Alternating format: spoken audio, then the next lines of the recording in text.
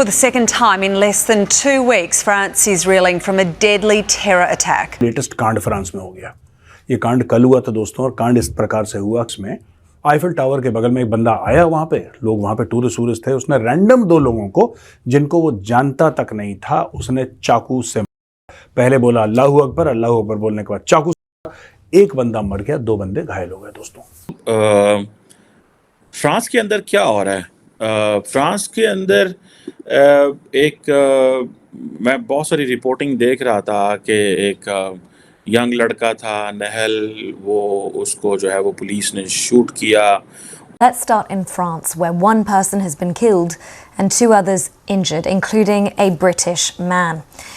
Now, this was a knife and hammer attack in central Paris. The French Interior Minister Gérald Darmanin has said the attacker targeted tourists around Quai de Grenelle, which is close to the Eiffel Tower.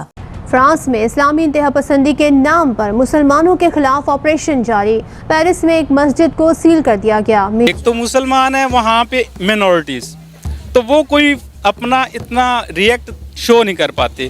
दूसरा जो उनका media है वो अपना हमेशा positive as दिखाता है, जबकि हमारा न्यूट्रल इशू होता है। मुझे क्यों लगता है कि मुसलमानों को इंतहाई केयरफुली बिहेव करना पड़ेगा। अगर आप देखें ग्लोबल मीडिया या देखें फॉर एग्जांपल इंडियन मीडिया देखें या एनालिस्ट को देखें या डिफरेंट लोगों को देखें, तो वो बार बार एक लफ्ज़ यूज़ कर रहे हैं, इस्लामिस्ट क्या कर रहे हैं, इस्लामिस्ट क्या कर रहे हैं। ये रिलीजियसली जो मोटिवेटेड लोग हैं फ्रांस में, ये क्या कर रहे हैं। अच्छा, फिर फ्रांस में इसके पीछे काफी रोष, गम और गुस्सा पाया गया, और उससे पूछा कि भाई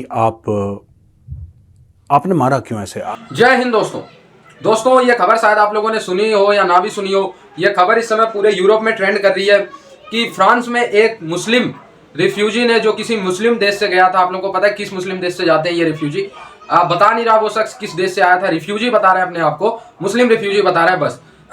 उसने दोस्तों 2 क्रिश्चियन कम्युनिटी के लोग को और एक ज्यूज को चाकू से एलिमिनेट करने की कोशिश की, और इस एलिमिनेट करने की कोशिश में दोस्तों वो सफल भी हो गया, जिसमें 2 क्रिश्चियन कम्युनिटी के लोग ऑन द स्पॉट एलिमिनेट हो गए, यानी खत्म हो गए, और एक व्यक्ति जो ज्यूज है, ऐसा बताया जा रहा है, वो बहुत बुरी तरीके से घायल है। ऐसा बताया जा रहा है 50-50 चांस है बचेगा नहीं बचेगा।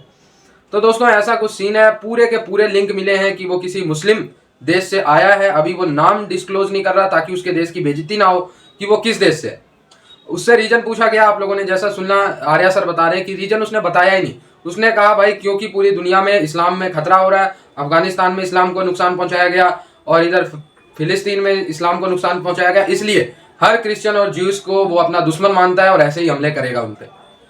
उसने बस अल्लाहू अकबर बोला, चाकू मारा। पूछा क्यों करा भाई, तो कह रहा है कि नहीं, मुसलमानों के खिलाफ जो अफगानिस्तान में हुआ या फिर जो पैलेस्टीन में हो रहा है उससे मुझे बड़ा गुस्सा है, इसलिए मैंने इनको निपटा दिया। अब लोग कंफ्यूज वहां पे कि भाई ये जिनको तुमने मारा, जान से एक बंदे को मारा और 2 लोगों को गंभीर रूप से घायल करा, इनका क्या लेना देना है पैलेस्टीन से और क्या लेना देना है अफगानिस्तान से। तो बेसिकली मैं आपको बताता हूं इशू क्या है।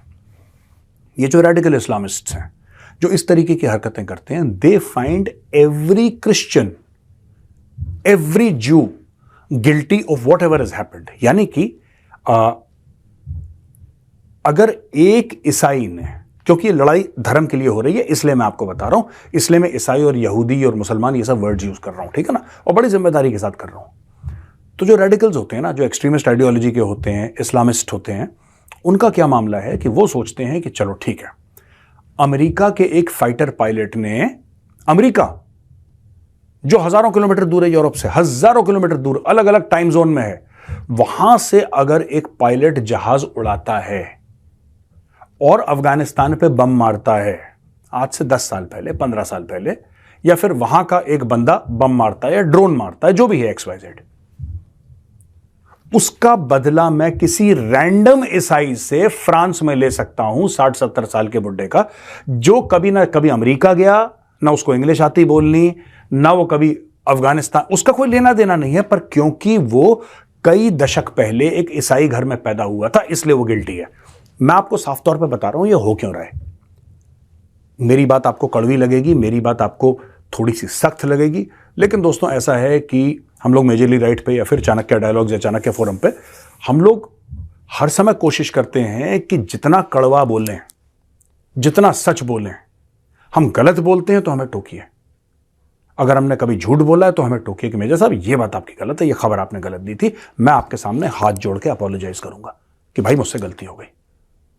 लेकिन जो सच है वो तो बॉस बोलना पड़ेगा। आपने पूरे ईसाइयों को गिल्टी माना, आपने पूरे यहूदियों को गुनहगार माना, क्योंकि एक किसी ने कुछ काम करा था कई साल पहले कहीं और, जिसको यह बंदा जानता भी नहीं है। लेकिन अगर आप वही चीज अगर मुसलमान के खिलाफ करेंगे, फिर इस्लामोफोबिया है, फिर आपने, ठीक है, अगर उसामा बिन लादेन बहुत बुरा आदमी था, ठीक है, लेकिन बाकी तो ठीक, मैं ये नहीं कह रहा बाकी गलत है, बाकी तो ठीक है ही हैं। मुस्लिम्स की बात करो, उसमें कोई शक नहीं है मुझे कि बाकी ठीक नहीं है। लेकिन फिर यही चीज ईसाइयों के साथ नहीं करनी चाहिए, यही चीज यहूदियों के साथ नहीं करनी चाहिए। इंग्लैंड में क्या हो रहा है, 98% यहूदी ये कहते हैं कि जब एक प्रो पैलेस्टीनियन रैली निकलती है हम लोग जाने से डरते हैं। क्यों? जो इंग्लैंड में यहूदी रह रहा है उसका क्या लेना देना है इजराइल में क्या हो रहा है उससे? उसका क्या लेना देना है? आप बताइए, कुछ लेना देना है? नहीं। लेकिन उसको भी धमकाएंगे क्योंकि वो एक यहूदी घर में पैदा हुआ है। और अगर आप उल्टी कार्रवाई करें तो फिर आप इस्लामोफोबिया कर रहे हैं। अब मैं आपको बताता हूं और क्या क्या हुआ फ्रांस में। दोस्तों, इसी साल अक्टूबर में एक टीचर को मार दिया हाई स्कूल में। आरास करके एक शहर है, वहां पे 2 बंदे घायल हुए थे, एक टीचर को जान से मार दिया था। वही बंदे ने अल्लाहू अकबर बोल के टीचर को निपटा दिया, ठीक है ना। जुलाई में एक आदमी का सर कलम कर दिया, बीहेड कर दिया, बिल्कुल धड़ से अलग कर दिया सर को, और 4 अलग लोगों को इंजर करा गया बड़े seriously, knife attack in a church in nice. अब इसके अलावा जो जून जुलाई में राइट्स हुई थी जिसमें आधा फ्रांस फूक गया था, यह सब आपको पता है। यह हो क्यों रहा है मैं बता रहा हूं आपको। क्योंकि फ्रांस, जर्मनी, इंग्लैंड, ये सब देशों ने राइट ये नहीं देखा कि जो हमारे देश में आके सेटल हो रहा है वो है कौन, वो है कौन। भाई आप अपने घर में भी किसी को बुलाते हैं तो आप जानते हैं ना वो है कौन। आपने अगर घर के दरवाजे खोल दिए कि हाँ जो भी है बाहर आ जाओ मेरे घर, आ जाओ मेरे घर, फिर आपके घर में कल कुछ होता है तो फिर आप कंप्लेन नहीं कर सकते, फिर आपका अधिकार नहीं है कंप्लेन करने का। ये जो फ्रांस में हो रहा है मैं आपको बता रहा हूं, ये और बढ़ेगा, ये और बढ़ता चला जाएगा। ये कत्ल गारत, ये जलाना, ये बिल्डिंगें फूंकना, ये ऑटोमोबाइल में आग लगाना, ये कभी नहीं रुकेगा, ये चलता चलेगा। ये अब ट्रेन ने स्पीड पकड़ ली है, ये और होगा। अब मैं बता रहा हूं, कल किसी को बुरा लगेगा, वो हथियार लेके 5 लोगों को गिरा देगा, बोलेगा कि ठीक है मैंने जर्मनी में 5 बंदे मार दिए। बोला भाई साहब आपने क्यों मारे जर्मनी में? हमने जर्मनी में इसलिए मारे क्योंकि, सुनिएगा लॉजिक, हमने जर्मनी में 5 बंदे इसलिए मारे क्योंकि ऑस्ट्रेलिया में कोई ईसाई था, राइट, ऑस्ट्रेलिया में कोई ईसाई था, उसने सोशल मीडिया पे लिखा था कि मैं इजराइल के साथ खड़ा हूं। अब हम ऑस्ट्रेलिया तो पहुंच नहीं सकते, हम तो जर्मनी में हैं, इसलिए हमने जर्मनी में उसके एवज में हमने 5 ईसाई यहां पे निपटा दिए। ये लॉजिक है भाई साहब इनका, ये रेडिकल्स जो है इनका ये लॉजिक है। और ये लॉजिक जो है they believe it to be absolutely correct.